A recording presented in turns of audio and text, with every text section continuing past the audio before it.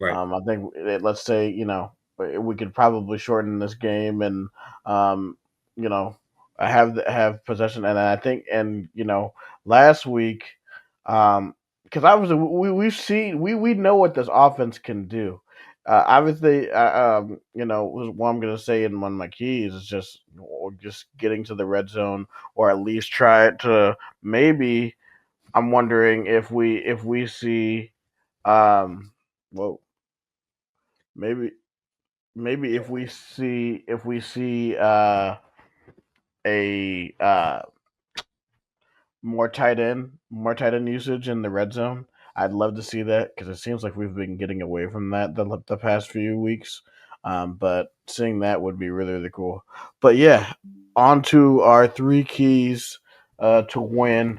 Cody, you can share your three keys first, and then I'll go next. So what do we need to do to win Mhm. this game?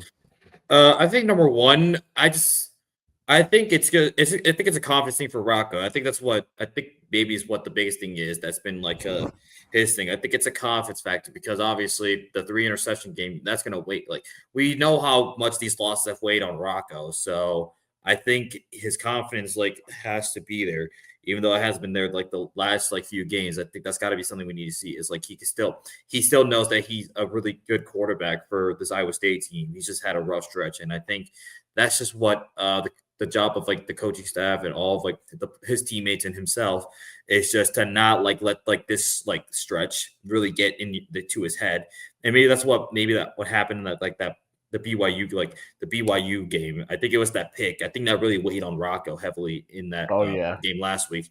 And he was trying to play hero ball, throws it to Gabe Burkle, gets picked off for pick six. I think that was just a really good play by the defender. And then the third pick he had was just a desperation heave on fourth and goal after he had taken like a 20-yard sack on like the to back him up all the way to like the 30-yard line or something. So that was just desperation. But I think we just got to see Rocco kind of like uh, get back to what he was early in the season and really like play loose because I think he's been playing a little too tight and that's led to mistakes. So right. yeah.